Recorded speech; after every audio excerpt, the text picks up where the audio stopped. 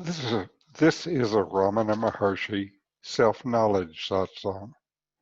The focus is on self-knowledge, since self-knowledge is what brings self-realization, the deep experiential knowledge of your own existence. So, know yourself and always be free and at peace.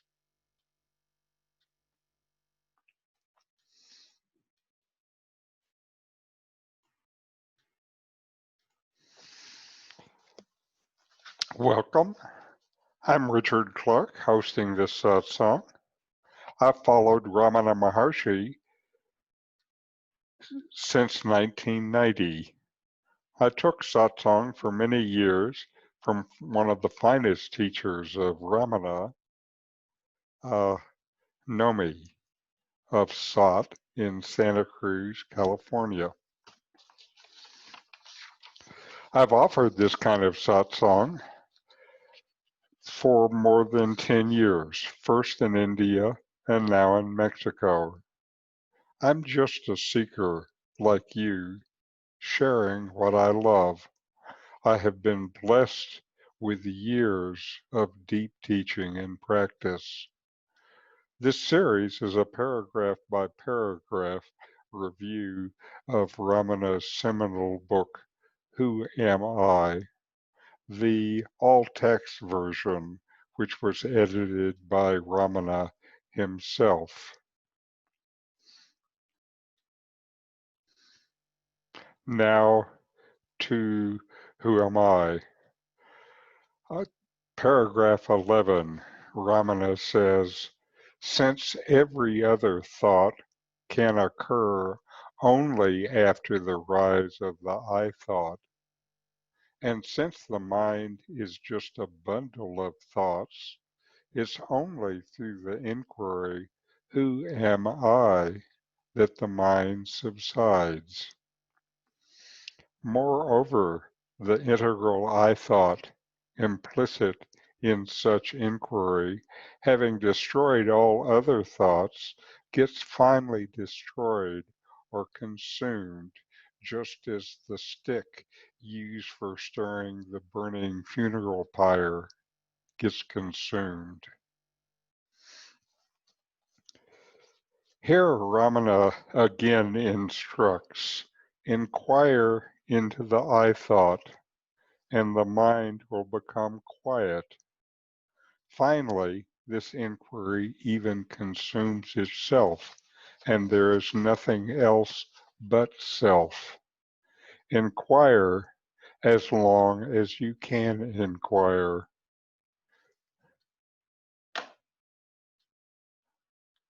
When there is no separate you left to inquire, then the inquiry will naturally cease. Chan and Zen Buddhism have a form of inquiry called a Hua Tao, similar to the Zen koan, but a pointing to the truth of being.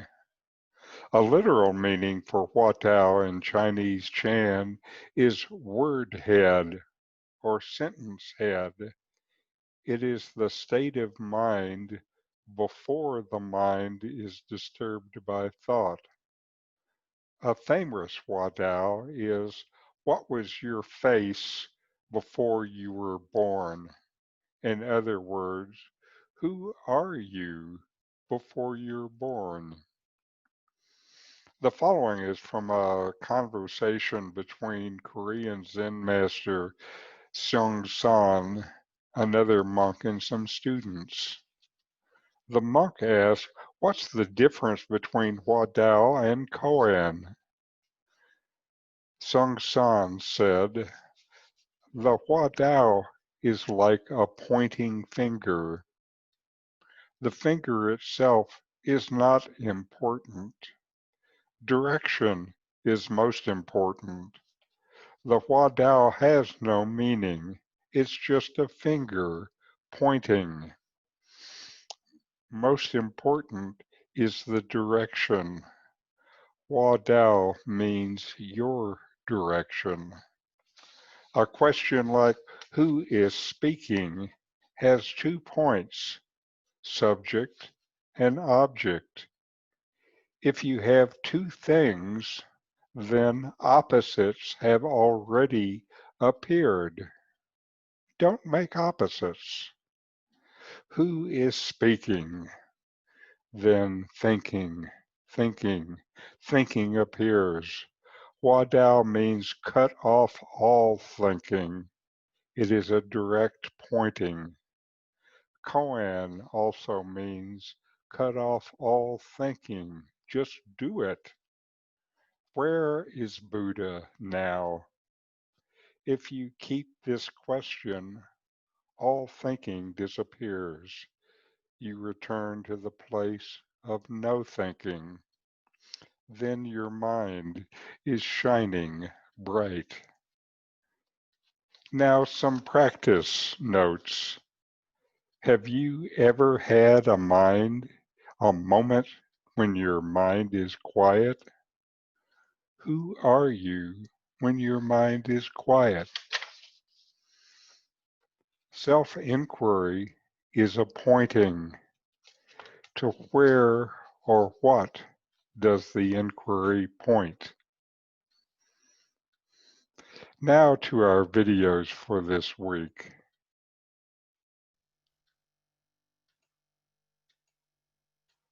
First is Swami Sarvapryananda.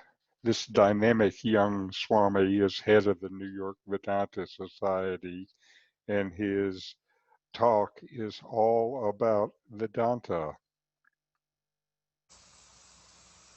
Atmanastat prakashatvam yat padarthavabhasanam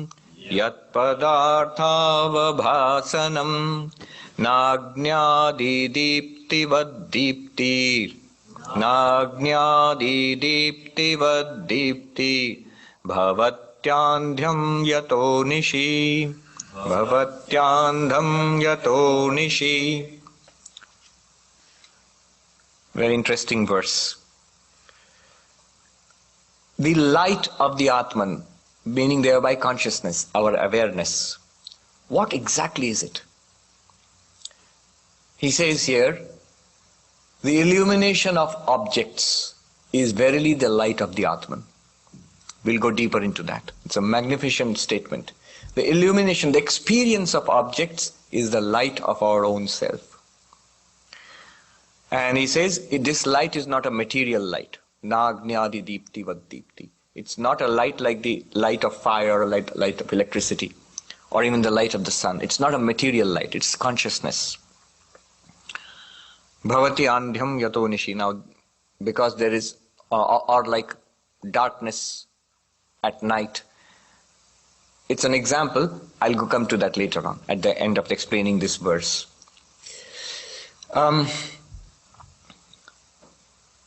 The light is illumining this room. The light is shining upon everything in this room and everything is illumined. But not without your eyes. Close your eyes just now. No light, no room, no people, no things. There are outside. We can see it, but you cannot. You cannot experience it. In your experience, it's not just the light which is illumining this room. Your eyes are enable you to experience the light illumining this room. Your eyes are the light of that light. Your eyes are the light of that light. If light is something that illumines, something that reveals, something that removes darkness, then not only is that light a light, but metaphorically or even rhetorically, why rhetorically? Almost in a very literal sense. Your eyes are also light because it reveals that light. Close your eyes, even you can't see that light. But the eyes are not enough. The mind is the light of the eyes. If my mind is not connected to my eyes, connected in the sense I'm not paying attention to what I'm saying. You know, we speak about a blank stare.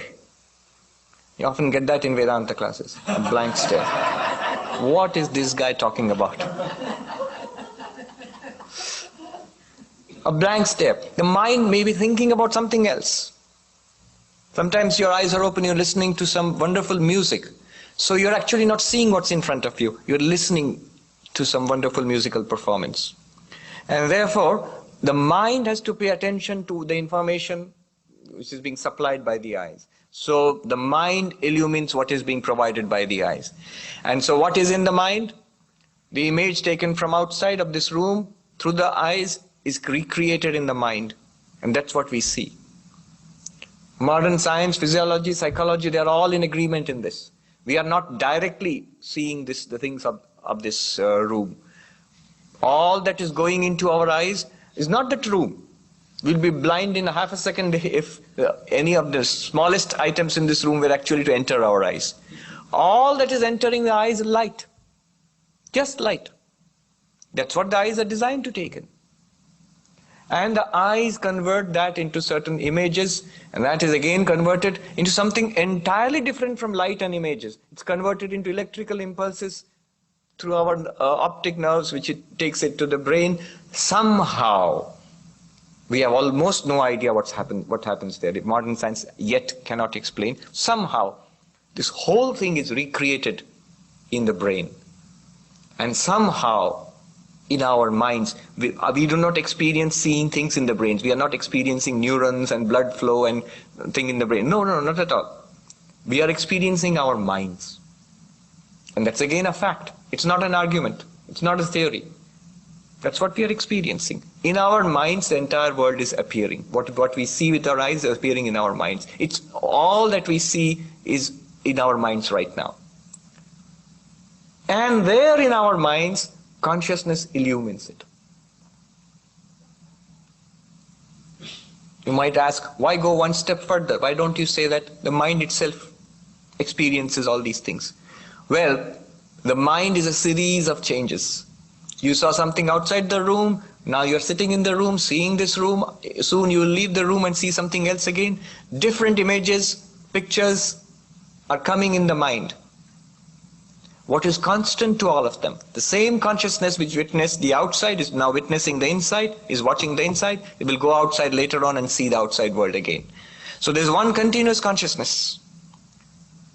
The vrittis of the mind, the thoughts in the mind, the perceptions which come ultimately to the mind, they all continuously change. So there's a constant consciousness which lights up the mind. All experiences take place in the mind. Think about it. No, they don't. I can experience this glass outside my mind. No, you don't. You're actually experiencing this glass of water in your mind right now. Aren't you? Aren't we all? And in our minds, consciousness is illumining this perception about the glass of water. I'm not denying that there may be a world outside with a real glass of water and real people outside. I'm not advocating what is in philosophy called a subjective idealist position. I'm not saying that. That may be true, may not be true. What I'm saying right now is indisputable. All that we experience throughout our lives, we experience as recreations in our mind. Proof of that? Shut your eyes, the world disappears for you. Go to sleep, again a distinct possibility in a Vedanta class. Go to sleep, even your mind disappears for you.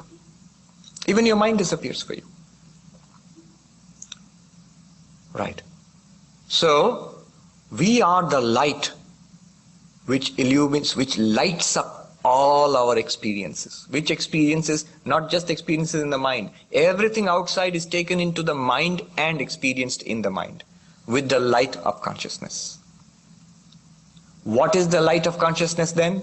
It is that light which reveals the universe to us. Atmanastat prakasha, the light of the self, you the self, are that light which is continuously giving you a series of experiences. Padartha avabhasanam, illumination of objects. Illumination of objects translates as experience of objects. All that we have experienced in our lives, in fact, that's what we call life. A series of experiences. That's all. And all of those are nothing but objects, gross or subtle, all illumined by that consciousness, that light of the consciousness. I'm saying light of consciousness because that's the language is used here, but light of consciousness is sort of redundant. You can call it light, you can call it consciousness. It does not mean a material light. So that's what we are. In the Upanishads it is said, by a very, very, very ancient Upanishad, Brihadaranyaka Upanishad, by what light does a person go out in the daytime and conduct his business? Imagine, 5,000 years ago, conduct his business and return home. Answer is by the light of the sun. At night, when the sun has set, it's very poetic, when the sun sets and darkness descends upon the world, upon the face of earth, at night, how do people conduct their business? How do they interact? How do they do the things they want to do? By the light of the moon. When the sun has set and the moon has set, I'm translating directly from the Vedic Sanskrit. When the sun has set, when the moon has set, by what light do humans conduct their affairs? By the light of the fire is the answer. When the sun has set and the moon has set and the fire is doused, by what light do we know anything that people are present in this room, for example? Imagine, no lights, lights all go off here. How do I know that somebody is present here? He says, by the light of our voice. Shabdas, sound. Are you here? Yes, Swami, I am here. That's all we will hear in the darkness.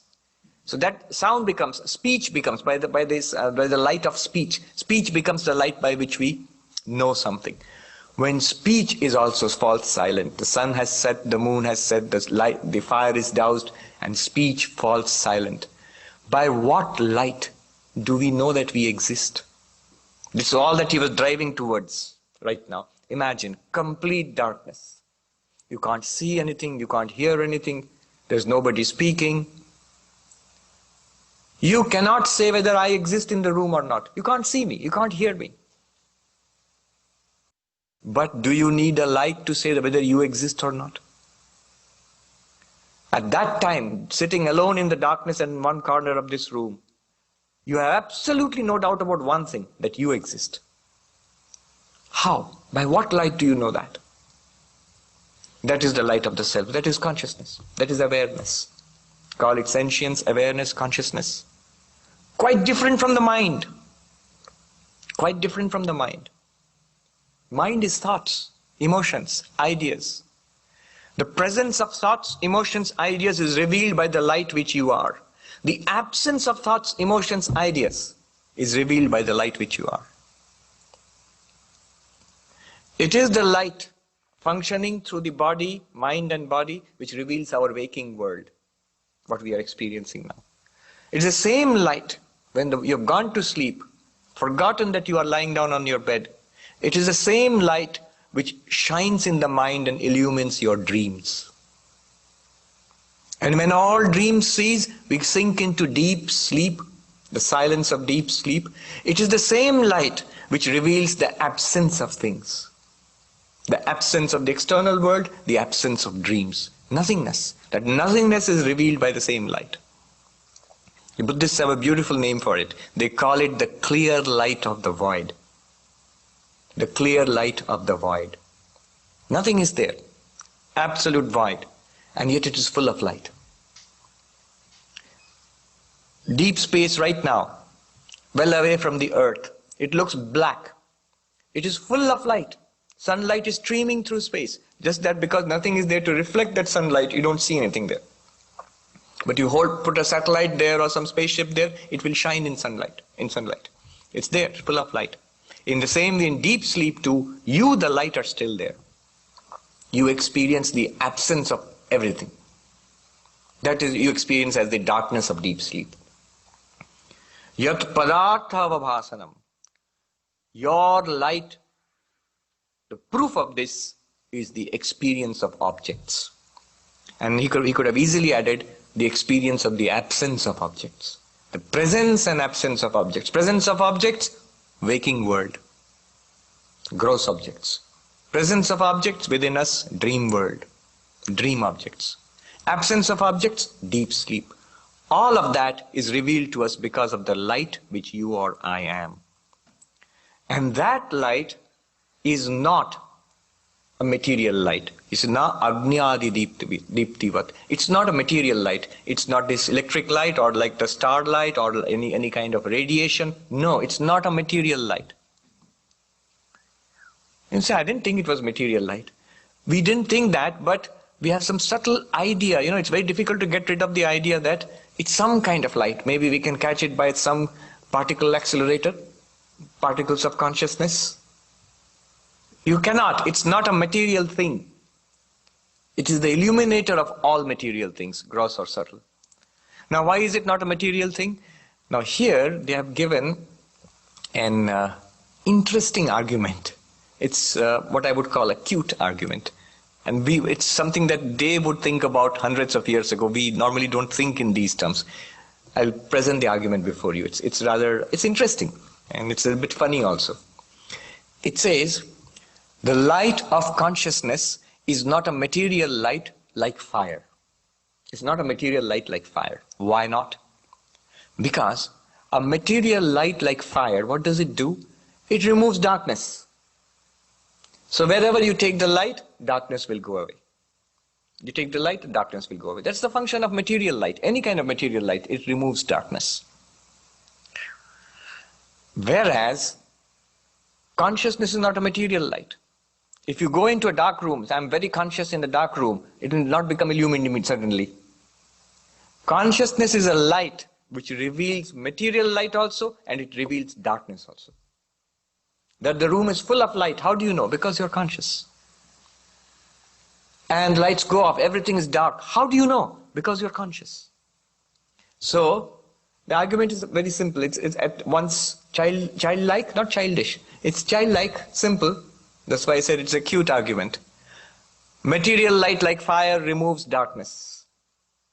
Consciousness is not a light like that, because it doesn't remove darkness. What does it do? What good is a light that doesn't remove darkness? I have a powerful torch which I bought at CVS or something like that, And what does it do? Nothing. You can switch it on, everything's still dark. That wouldn't be much good. But consciousness is a very special kind of light. It reveals everything, whatever is revealed by this light, this room, it will be revealed by consciousness. And if nothing is revealed, there's no light, nothing, absolute darkness, that darkness is also revealed by consciousness. Consciousness reveals the presence of material light and the absence of material light. So consciousness is not like a material light. Consciousness is the light of light. The Kathopanishad says, Tameva bhantam anubhati sarvam, tasya bhasa sarvam idam vibhati. That shining, everything else shines. By its light, everything is lit up. Every day we sing in this, in the evening, in the Vespers, here, we sing to God, Thou art the light of lights, Jyotira Jyoti. Thou art the light of lights, Jyotira Jyoti. So that is consciousness. And what they are saying here is, this consciousness, that shining, everything else shines. What is that? That's you. That's me. That's our real nature. You are the light which shining, everything else shines. You will say, what else shines? Your life shines. Before your very eyes, your mind's eye, your life is going by from childhood till today and in future also. Everything that you have experienced, are experiencing and will experience shines in the light that you are. The things that you experience come and go. The light does not come and go. The things that you experience are good or bad, worldly or spiritual or religious. That light is not good or bad. It's not worldly or religious. It is the spirit itself. That's what Advaita Vedanta says. And it's something that we are here we have it right now. It's here right now. It's always been there. And always will be there. If we get it today, good for us. If we don't get it, our loss, but that light remains the same. So, now look at the verse. Atmanastat prakashatvam. The light of the illumining capacity of the self, or the light of the self, is simply the illumination of the world, the revelation of this universe. It sounds very profound. Revelation of the universe. What is this revelation of the universe? I'm sorry, I'm not as advanced as you, Swami. I haven't had that experience. It's whatever experience you have had till now and whatever you will have later on. Whether you experience this world or experience the next world or whatever. All the experience, the universe is being revealed to you by you, the light. And that is the light of the self, or the self which is light. Na agnyadi diptivad. It's not a fire, it's not a light like fire. Dipti bhavati andhyam yato nishi. So, here the example is given. As far as fire is concerned, there is a place where it is illumined and there is a place where it's dark. As far as this light is concerned, it illumines this room. Outside it's dark. You can see for yourself it's dark. But the interesting thing is, notice this, the beauty of this example. Look in this room, your consciousness experiences the light. Look outside this room right now, your consciousness experiences the darkness. But this light, if you take it out there, the darkness will be removed. Wherever this light goes, darkness is removed, and wherever it is not, there will be darkness. But both this light and the absence of this light, the darkness, are revealed by you, the consciousness. So your consciousness is not a light like this. It's much better. This light depends on your consciousness to be experienced. All right. Now we will listen to Mooji. Mooji is maybe the most popular teacher of Advaita today. We took satsang with him many times while we were in India. This video, Mooji says, I want to show you an easy way out of suffering.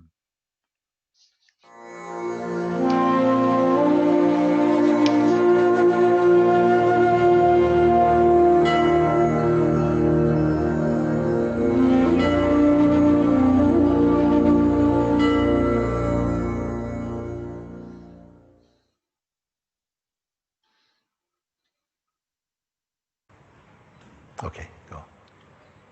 Namaste, Mooji. Namaste. Namaste. Is there a permanent end to seeking?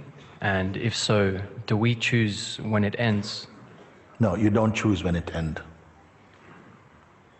But you may have a play in choosing that it continue until it end. And it does end. The seeking is very important. More important than the seeker. The seeking is alive. It's the seeking. When the seeking or the seeker finds what it's searching for, the seeker vanishes and is no more. As well as the seeking also ends. It doesn't become a finder.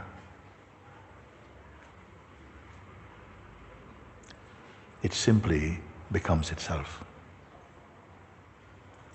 which is not a seeker. A seeker is the instrument, the mode, the necessary urge that comes through grace when the self or the consciousness or the beingness has an urge to discover its own source. That has to be already in you, why you can come here and sit for more than 1 or 2 days. But there are forces also apparently contradictory, contrasting forces from the mind that is to do with the sense of our person, and sometimes the addiction to personhood, which is only a state, whereas our true state is without addiction. It is pure. Does it come to an end? Yes, it comes to an end.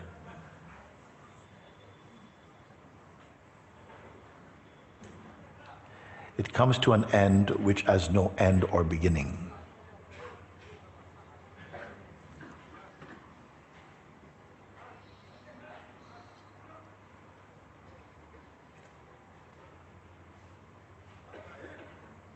It can come to an end right here. For some people today, it can come to an end. The doubt can fall away. The seeing can, the recognition can happen. But sometimes, even after the happening of a recognition, doubts can come still. But in the light of the recognition, the doubts will have little conviction in you. They will begin to fall away gradually. And there will be a seeming experiential increase in your stability and power.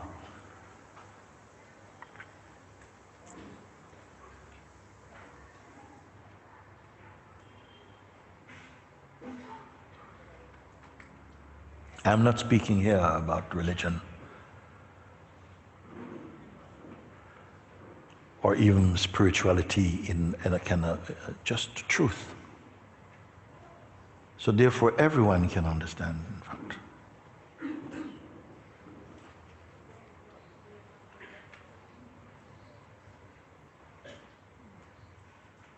The conviction in the state of personhood appears to stand in its own way, but only appear. Everything is a great appearing, a great seeming.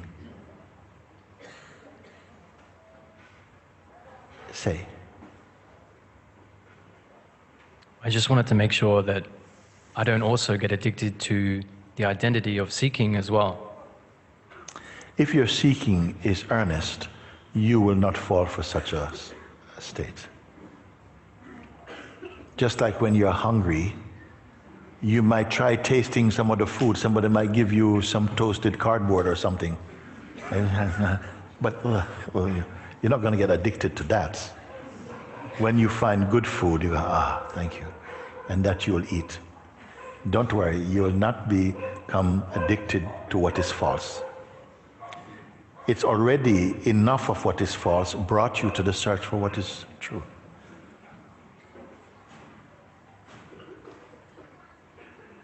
Your seeking, actually, is not such a unique private seeking.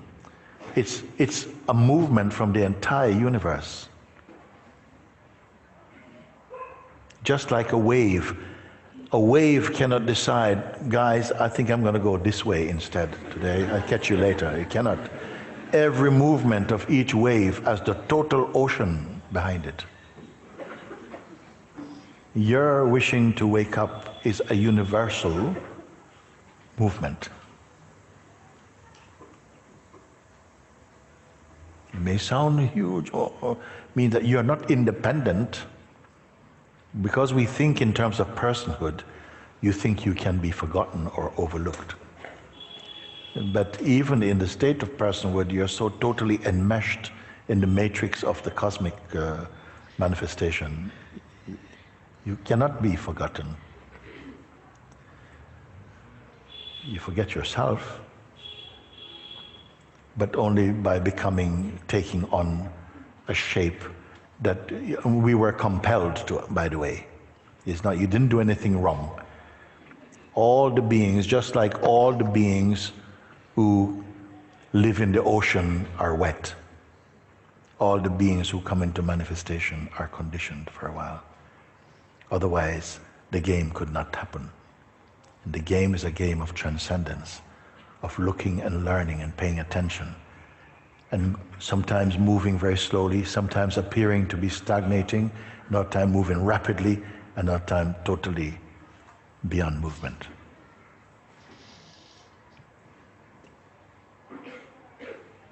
Thank you. Yes, but now you're here now, you know. Have your best shot. Let's have a go and see what. Why not today? Let's have a look. Maybe not today, but why not? If I can't choose, then I just have to wait or look, correct? If I can't choose when it happens, I can only But even then to look is also choosing, you can call. Some urge is there, something inside you universally, some urge is there to look for this.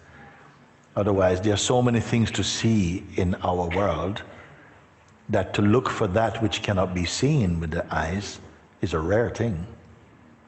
Everybody's looking for something that they can hold and touch and smell and enjoy through the senses or the mind. But this you cannot. This is before all these things.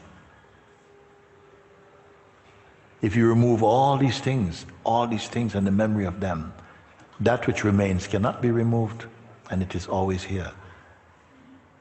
The invitation is to find that, to discover that. And it is not hidden and it's not hiding, but it appears hidden because we are living inside a mask that we take to be real. And your coming here is already an auspicious sign that that masking concept is removable. That masking identity is removable.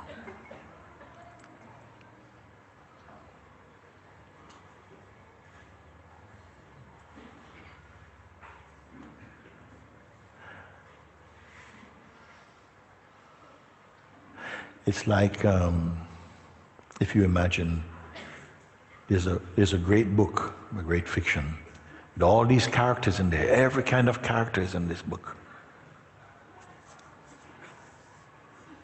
Do you think that, you imagine that these characters are planning a secret meeting to protest against the author without the author knowing? There is an awareness in you, that awareness, in which all things are visible, but only because you wish them to be visible, actually. When you lose interest in a thing, you don't even notice it. That's one of the most crippling thing that can happen in the mind, is when we lose, when it becomes insignificant for you, then you pay no attention to it. Presently, we give so much importance to our thoughts and feelings.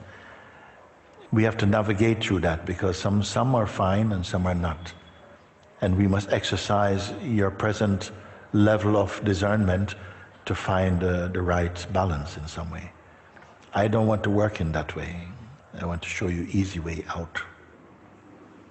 But you will only find if you are ready, and I assume you're ready to come here. But I don't say that you will not have challenges. And challenges are part of the play, a part of the climate in which you will wake up.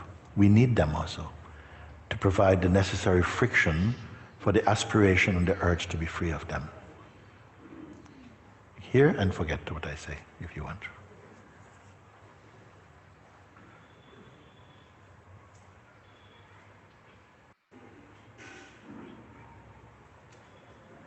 Like one becomes totally empty. I'm totally empty of even of what I'm speaking, in fact, at some place. Something comes to zero without fear, and in the zero there is no fear. Yet there's a dynamic body and senses. I've not thrown them away. I've not said, oh, my senses are not important. I've got family. And things that we do, they still happen. I've not found, why did these things keep coming anymore? You know, sometimes, yeah. But a deeper understanding knows that, yeah, it has to come and we move. But everything is moving inside the unmoving. Every happening is a blip inside the immensity of the non-happening.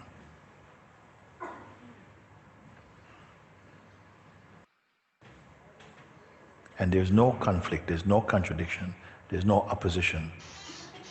One side is your dynamic play, the dynamic, in which the consciousness is there too. The nirguna is in the sargun. It's all there. And you think, well, either one or, no. One is unchanging and one other one is bound in time and in change. As long as the vital force, the breath and the body and consciousness is there, there'll be a sense of maturing.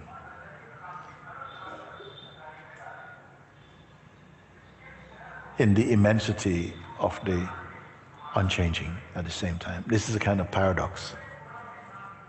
Maybe I'm not saying the right words right now, I don't know.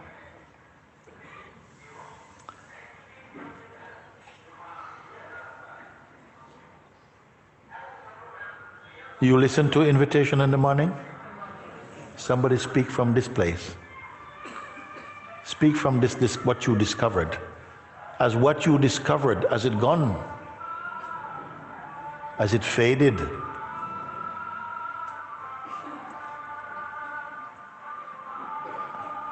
But then we say, but the mind is still there. The mind is there, here and there, come and go.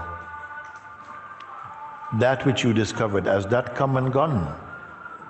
Just be there. Then the mind come and go, that doesn't matter, mind come and go. Put more attention on that which doesn't come and go, and the comings and goings will not become so important to you. They become natural, you deal with it. We could finish right there. We could finish right there if you would accept it.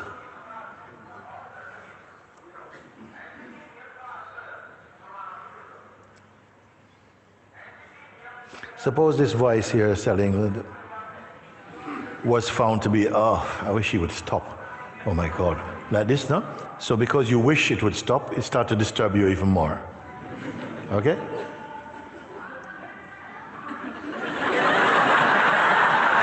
And then what happened? And then what happened now is, oh my God, like I was really listening to Mooji, and then this guy, I said, wow. And we disturb ourselves like that all the time.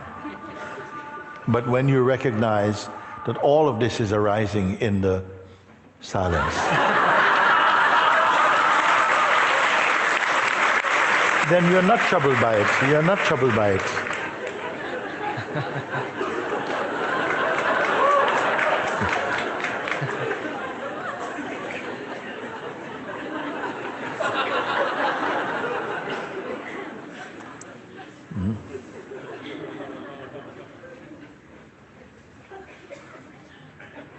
You believe in yourself personally. We believed out of habit in ourselves personally.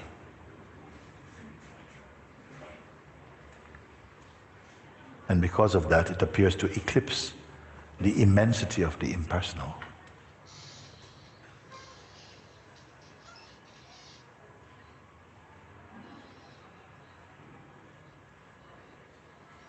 Okay. Thank you. Thank you.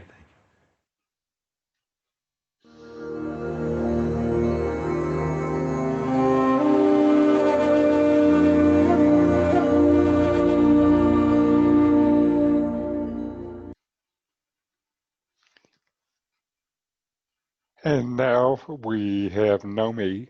Nome was my teacher for many years. Meditate along with him. He wants you to experience what he's talking about. Experience it, not just think about it. Here he will talk about the one who strives.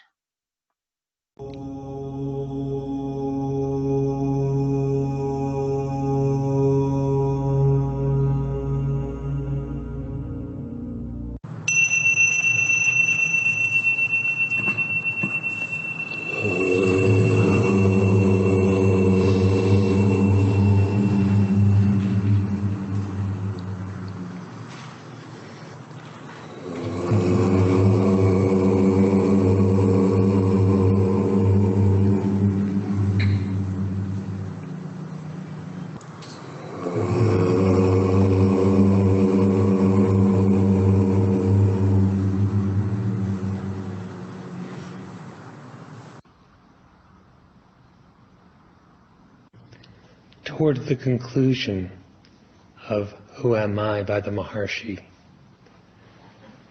Sri Bhagavan declares that inquiring into the nature of the one who is as bound is itself release. In the concluding verses of Advaita Bhuti, Shankara, after describing with great emphasis the utter identity of the Self and Brahman, of Jiva and Shiva, says, Only one who strives has this knowledge, not another. Who is it that strives?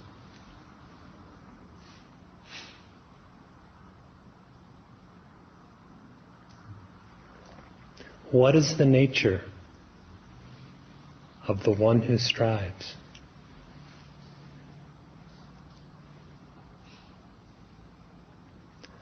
Obviously, it is one who strives spiritually, who destroys ignorance, who discriminates between the real and the unreal, the self and the not-self, who cuts to pieces the illusory bondage, who relinquishes attachment, who does away with any kind of misidentification.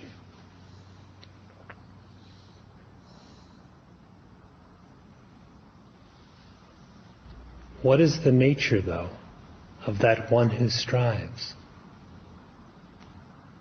who does away with the mixing up of the real and the unreal?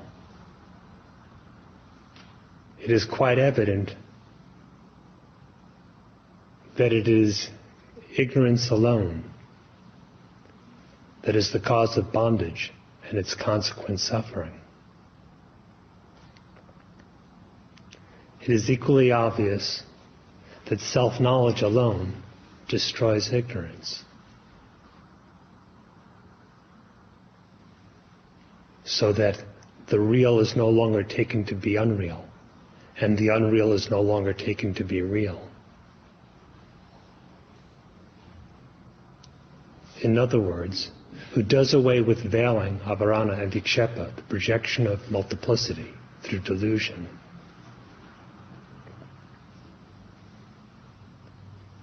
Who has the power to destroy bondage?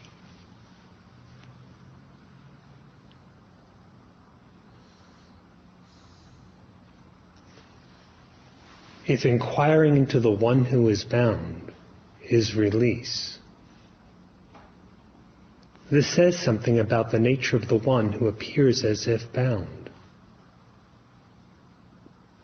For if he were really bound, at no point could he do away with his bondage. If it was inherent in him to suffer, at no point could he do away with suffering.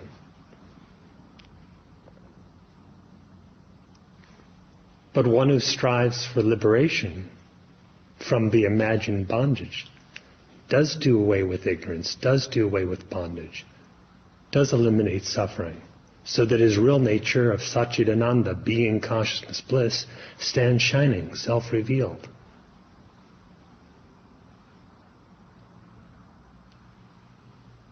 He could not do so if he were innately bound or innately ignorant.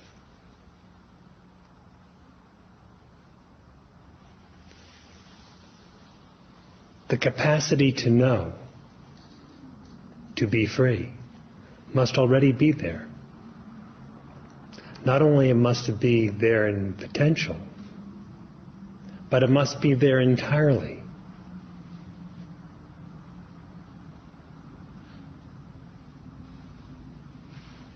Put the question to yourself: who is the one who strives?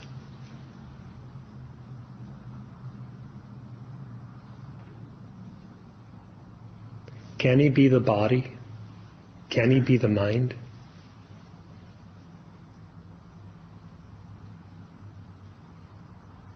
What is your own nature?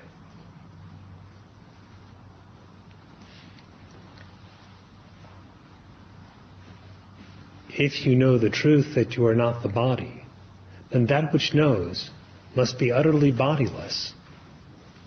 Not only is it now bodiless, but that which you are has always been bodiless.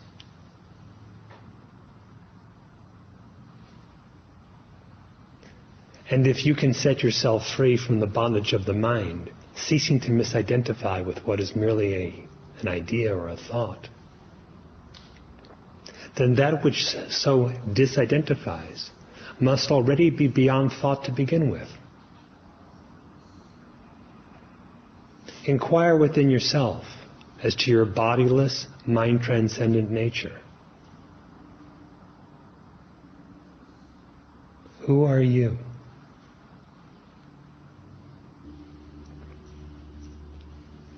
Shankara said that one who strives realizes, but not another. Who is another?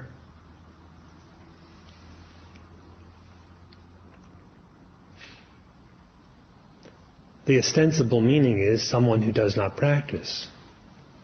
That much is self-evident. But considered more internally, not another refers to all that you are not. The body does not realize the truth, it is inert. The mind similarly, having no knowing ability of its own, does not realize truth. What realizes the truth of the self?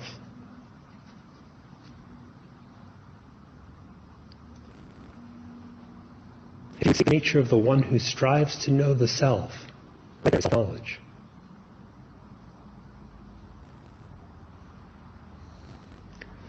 The self is nature, infinite and eternal, uncauseless, is realized by an individual, which after all is but a vague assumption with no reality, a position born out of imagination.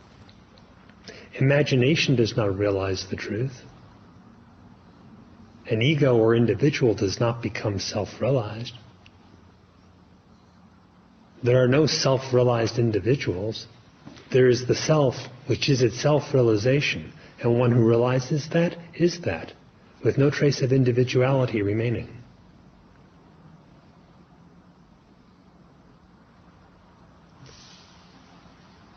Therefore, strive to know yourself. Inquire within yourself, just as the Maharshi has instructed. Who am I?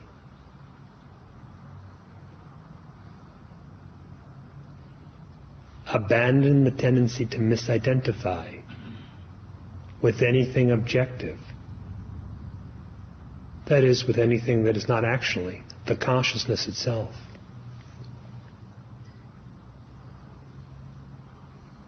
Abandon the tendency to misidentify with anything that has form, that has birth or death. That is anything other than the quintessential being.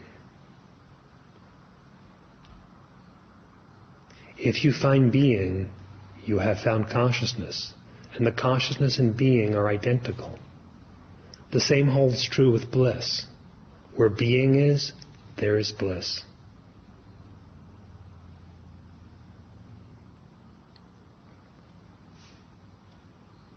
Inquire and know yourself as you truly are.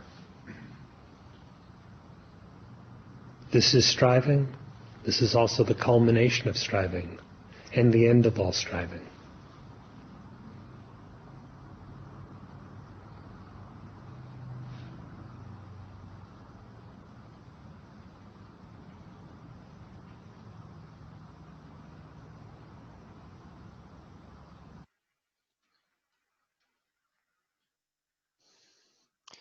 All right, we're going to take a few minutes now and meditate, inquire, and sit in a comfortable position and close your eyes. Take a deep breath and then just notice that you exist. You exist, and you know that you exist. You don't have to think about it. You don't feel anything, but still you know that you exist. Just noticing this puts you already deeper than the mind and deeper than the senses. And then inquire, investigate within yourself. Who am I when my mind is quiet?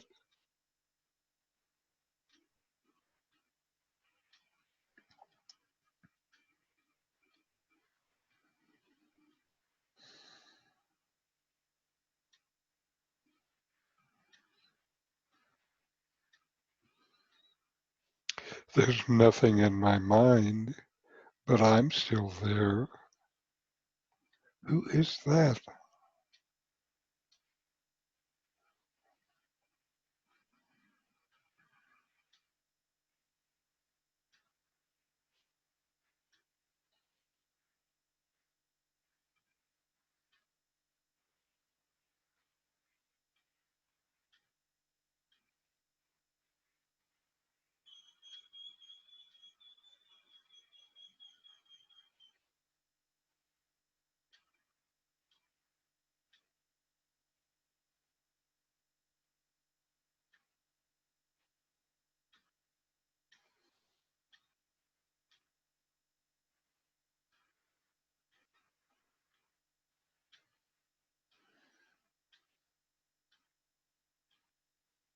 And now inquire, who am I?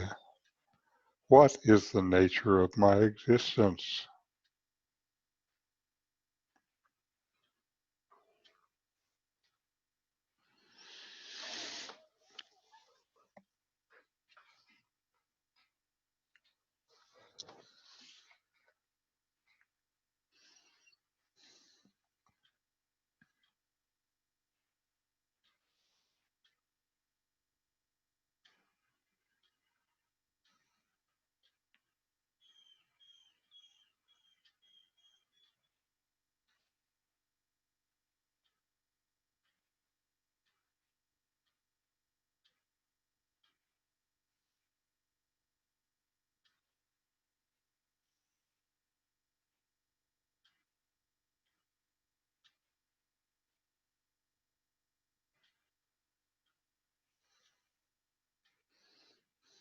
I exist and I know that I exist. I'm not the body. I'm not the senses. I'm not the life force. I'm not the thoughts. I'm not the mind. Who am I?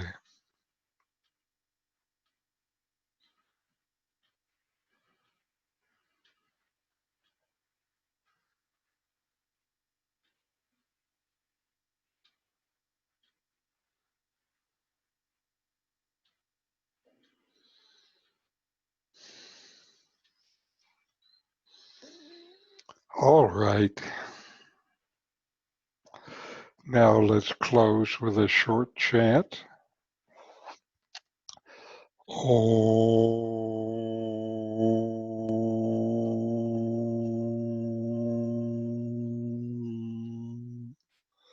Shanti, Shanti, Shanti.